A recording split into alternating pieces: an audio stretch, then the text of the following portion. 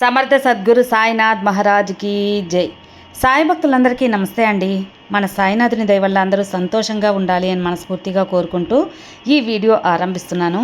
ఇక ఈరోజుటి వీడియోలో మన కోసం బాబాగారు ఏం సందేశం తీసుకొచ్చారంటే, బిడ్డ, ఒక్కసారి నన్ను నమ్మి ఈ చీటీని తెరిచి చూడమ్మా. నీ కోసం రాబోతున్న అదృష్టం, నీ కోసం నేను రాసిపెట్టి ఉన్న శుభవార్త స్వయంగా నీ చేతులతో నువ్వే స్వీకరించు. ఇంత గొప్ప శుభవార్తను తెచ్చాను, అశ్రద్ధ చేయకుండా విను తల్లి అని బాబాగారు మన కోసం ఒక అద్భుతమైన సందేశం తీసుకొచ్చారండి.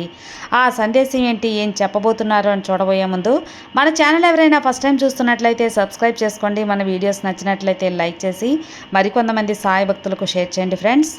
సముద్రం అన్నాక అలలు, మనిషి జీవితం అన్నాక సమస్యలు కష్టాలు తప్పవు కదా. కానీ ప్రతి ఒక్క సమస్యకి 24 గంటల్లోనే పరిష్కారం చూపే మనకు తెలిసిన ఒక గురువు గారు ఉన్నారండి, శ్రీనివాసరాజు గారు. నంబర్ 1 వశీకరణ స్పెషలిస్ట్. శ్రీ షిరిడి సాయిబాబా గారి ఆశీస్సులతో జ్యోతిష్యం చెబుతారు.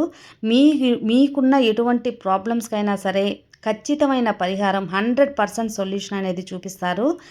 మీరు ఉన్న చోట నుంచే గురువుగారిని ఫోన్ కాల్ ద్వారా సంప్రదించవచ్చు. మీ సమస్య అయితే తీరిపోతుందండి.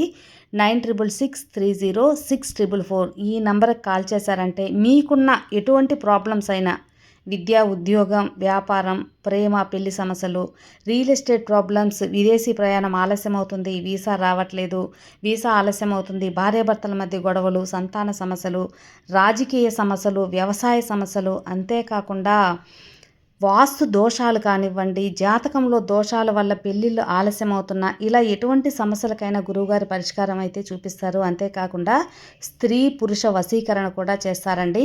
మీరు చేయవలసింది 96630644 నంబర్కి కాల్ చేసి గురువుగారి మీద మీ ప్రాబ్లం పెట్టారంటే ఆ ప్రాబ్లం తీరిపోతుందండి. నేను చెప్పించుకొని నా సమస్య తీరి నాకు నమ్మకం కుదిరిన తర్వాతే మీ వరకు అయితే తెలియజేస్తున్నాను. ఒకసారి నమ్మకంతో గురువుగారికి కాల్ చేయండి, మీ ప్రాబ్లమ్స్ అయితే తీర్చుకోండి ఫ్రెండ్స్. ఇక ఈరోజుటి బాబాగారి మనకు అందిస్తున్న సందేశం విషయానికి వస్తే, బిడ్డ, నీ జీవితం ఖచ్చితంగా మారుతుందమ్మా. భయపడకుండా వెంటనే విను. ఈ వాక్కుని నువ్వు విన్నావంటే మాత్రం నీ కోసం ఎదురు చూస్తున్నటువంటి ఆ గొప్ప శుభవార్త ఈ చీటీలో దాగి ఉంది. నిన్ను పట్టించుకోలేదని నా పైన అలిగావా బిడ్డ? నీ చెయ్యి వదిలేశానని నన్ను నిందిస్తూ నా మీద కోపంగా ఉన్నావా? తెలిసిందిలే, నీ మనసులో ఏమనుకుంటున్నావో నాకు అర్థమైంది కదా. నా బిడ్డ కోప్పడినా కూడా నా మీద భక్తితోని, నా మీద అధికారంతోనే అని నాకు తెలుసు. నేను ఎప్పుడూ నీ చెయ్యి వదిలిపెట్టలేదు, విడిచిపెట్టను కూడా తల్లి. ఈ విషయం నీకు తెలుసు. కానీ నీవు అనుభవిస్తున్న ఈ యొక్క ఆతృత, కష్టం, ఈ బాధ నిన్ను అలా అనేలా చేస్తుంది. కానీ నా బిడ్డ మాటలు నేను పట్టించుకోను. నా బిడ్డ సంతోషమే నాకు ముఖ్యం. నా మీద అధికారంతో, నా మీద స్వతంత్రంతో, ప్రేమతో, భక్తితో నన్ను అడిగినప్పుడు నేను కోప్పడటం అనేది జరగదు. నిన్ను నేను నా భక్తునిగా కాదు, నా బిడ్డగా నేను స్వీకరించాను. కానీ నువ్వు ఒక విషయాన్ని తెలుసుకోలేకపోతున్నావు తల్లి. నేను ఎప్పుడూ నీ మంచి కోసమే నీ వెంటే ఉంటాను. నీ రూపం నేను మనసులో నింపుకొని ఉన్నాను. నా నామాన్ని స్మరిస్తున్న నీకు ఏది కూడా నీకు చెడుగా జరగనిస్తానా చెప్పు? విజయం పొందేలా నీతో ప్రతి ప్రయత్నం కూడా చేయిస్తున్నాను. నువ్వు నడిచే దారిలో అడ్డంకులను తొలగిస్తున్నానమ్మా. కాబట్టి నువ్వు నిశ్చింతగా ఉండు. నాతో ఉన్నది నా బాబా, నా తండ్రి అని నువ్వు నిశ్చింతగా ఉండు. ఇప్పుడు నీకు ఎలాంటి బాధ, కష్టమని ఏమీ ఉండదు. ఎందుకు అని అడుగుతున్నావేమో. నీతో ఉన్నంత మాత్రాన నువ్వు చేసుకున్న కొన్ని కర్మలు నువ్వు అనుభవించకుండా వెళ్ళిపోతావేమో చెప్పు? ఎవరు చెప్పారు?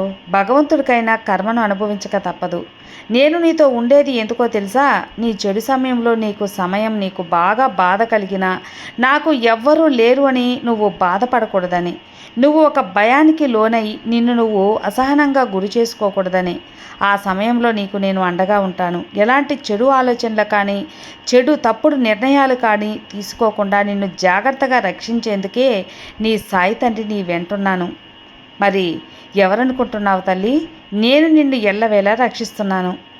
నన్ను నువ్వు గుర్తించలేకపోతున్నావంతే. నువ్వు ఎప్పుడైతే నన్ను ఆప్యాయంగా పిలిచావో నాకు అప్పుడే దగ్గరైపోయావు. నీ సంరక్షణ నా బాధ్యతగా తీసుకున్నాను. నువ్వు మాత్రం నన్ను అర్థం చేసుకుండా నిందిస్తున్నావు బిడ్డ. కష్టాల నుండి, నీ సమస్యల నుండి నిన్ను విముక్తి కలిగించటం లేదని నాపైకి అనవసరంగా కోప్పడుతూ ఉన్నావు. నీకు అవసరమైనవన్నీ కూడా సమకూర్చడం లేదని బాధపడుతూ ఆలోచిస్తున్నావు. అది ఎంతవరకు సబు చెప్పు? ఒక్కసారి నువ్వే ఆలోచించు. ఇంత బాధ అనేది నువ్వు పడుతున్నావు, వాటి నుంచి బయటకు వస్తున్నావు అంటే నేను నీకు అండగా ఉన్నాననే కదా. కష్టకాలంలో కూడా నువ్వు ఈ రోజు వరకు ఇంత ధైర్యంగా నిలబడగలిగావు అంటే నీ సాయి తండ్రి నీ వెంట ఉన్నాను. నీకు ఎలాంటి సహకారం లభించలేదు అంటావా? నువ్వే చెప్పమ్మా. ఆ విషయం నీకు ఏదో ఒక రోజు తెలుస్తుంది.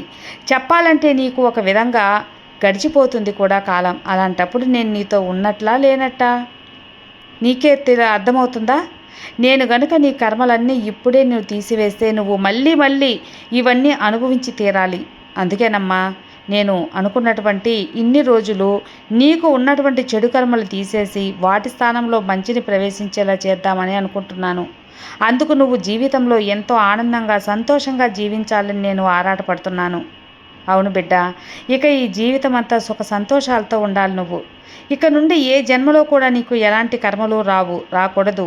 చెడు కర్మలన్నీ తొలగిపోయే సమయం వచ్చేసింది. అతి కొద్ది రోజుల్లో నీ కర్మలన్నీ తొలగిపోయి నువ్వు నీ భవిష్యత్ అంతా సంతోషమయంగా ఉండబోతున్నావు. సుఖంగా నీ కుటుంబంతో జీవిస్తావు. కాస్త ప్రశాంతంగా ఉండు. మంచి మంచి ఆలోచనలతో రోజుని ప్రారంభిస్తూ ఉండు. నువ్వు అనుకున్నటువంటివి అన్నీ కూడా శుభం జరుగుతుంది. నీకు అంతా మంచే చేస్తానని చెబుతున్నాను కదా. నేను నీకు మాటిస్తున్నాను బిడ్డ. ఆనందంగా జీవించాలి. నీ కుటుంబంతో హాయిగా ఉండాలి. ఎన్ని కలలు కన్నావు ఆ కలలన్నీ నేను నిజం చేస్తానమ్మా. దీనికోసం నువ్వేం పగలు రాత్రులు నిద్రాహారాలు లేకుండా ఎందుకు ఇంతలా బాధపడాలి, ఇంతలా ఆలోచించాలి చెప్పు? దానివల్ల నీకేమైనా కాస్త ప్రయోజనం ఉందా? నువ్వు అనుకుంటే నీ బాధ తగ్గిపోతుందని చెప్పు. కాబట్టి లేదు కదా. నాపై నమ్మకాన్ని ఉంచు. ఇదే నేను చెప్పేది. అయినా సరే నువ్వు ఆలోచిస్తావు, బాధపడతావంటే నేనేం చేయలేనమ్మా. అసహనానికి గురవుతున్నావు. అందుకే నా మనసు ఒప్పక ఇన్ని రోజులు సమస్యలు ఉండేవి. కానీ ఆ సమస్యలకు పరిష్కారం కావాలంటే నువ్వు గాబరా పడకూడదు, ఆలోచించాలి. కానీ ఇలా నిద్ర మానుకొని ఆలోచించంత మాత్రాన అవి పరిష్కారం అవుతాయో చెప్పమ్మా. నీకే వదిలేస్తున్నాను సమాధానం. నువ్వే ఆలోచించుకో బిడ్డ. లేదు కదా. ఆలోచనలన్నీ పక్కన పెట్టి హాయిగా నిద్రించు. ఆరోగ్యాన్ని జాగ్రత్తగా కాపాడుకో. నేను ఒక్కటే చెప్పగలను, నిన్ను ఆనందంగా జీవితం నీకు గడపటానికి నేను సహకారంగా ఉంటాను. నీ చెడు కర్మలన్నీ తొలగించి నిన్ను ఆనందంగా జీవించేలా చేస్తాను. నీకు ఎప్పుడు ఏది ఇవ్వాలో అన్నీ నాకు తెలుసు, ఏం ఇవ్వకూడదో కూడా తెలుసు. ఆయువు పోసిన భగవంతుడు నీకు ఆపదను ఎలా కలిగిస్తాననుకుంటావు? ఆపదను తొలగించటానికి నేను నీ ముందుకు వచ్చాను. అందుకే కష్టం వచ్చిందని కంగారు పడకు, సుఖం రాగానే సంబరపడకు. విజయం అనేది ఒకే ఒక్క దాన్ని మాత్రం నువ్వు స్వీకరించు. అపజయం 100 దారులు చూపిస్తుంది, కానీ ఎప్పుడు కూడా ఆ 100 దారులు అందుకు పరిష్కారం లేని సమస్య గురించి ఎప్పుడు కూడా చింతించకు. పరిష్కారం ఉన్న సమస్యలు అస్సలు విడిచిపెట్టుకోకు. నీ మనసులో కోరిక నాకు తెలుసు బిడ్డ.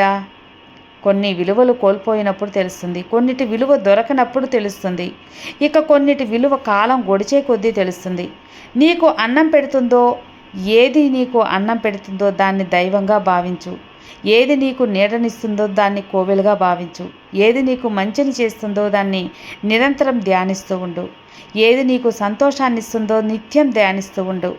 ఇక నీ జీవితానికి వచ్చిన డోకా ఏమీ లేదమ్మా. అప్పుడే నువ్వు గొప్పవాడు అవుతావు. నీకు విజయం అందుతుంది. ఖచ్చితంగా నువ్వు ఎంచుకున్న పనిలో అభివృద్ధి పొందాలనుకుంటున్నావని నాకు తెలుసు. మరి అలా అభివృద్ధి సాధించాలి అంటే నువ్వు ప్రయత్నించేటువంటి మార్గంలో అతి నిద్ర, సోమరితనం, అలాగే నువ్వు చేసే ప్రతి పనిలో అలసత్వం, భయం, కోపం వీటిని విడిచిపెట్టు బిడ్డ. వీటిని పక్కన పెట్టు. నువ్వు ఎప్పటికీ విజయాన్ని పొందలేవు.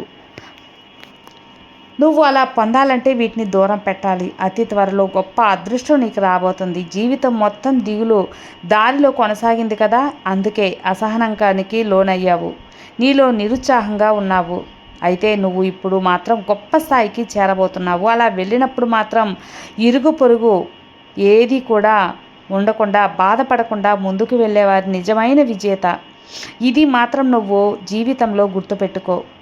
ప్రయత్నం ఎప్పుడూ వదలక బిడ్డ. నువ్వు చేసేటువంటి ధర్మం భగవంతుడి నిర్ణయం, కొన్ని పరిస్థితులు కాల నిర్ణయం. అన్నిటినీ కూడా ఎదుర్కొనే మనోధైర్యం ఉండాలి నీకు.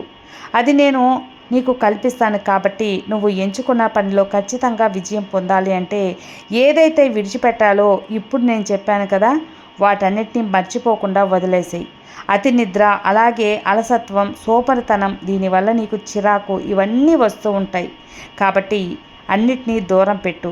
ఇప్పుడు శ్రమిస్తేనే కదా రానున్న రోజుల్లో తప్పకుండా జీవితం గొప్పగా ఉండేది. కాబట్టి కొన్ని రోజులు మాత్రం తప్పకుండా శ్రమించు.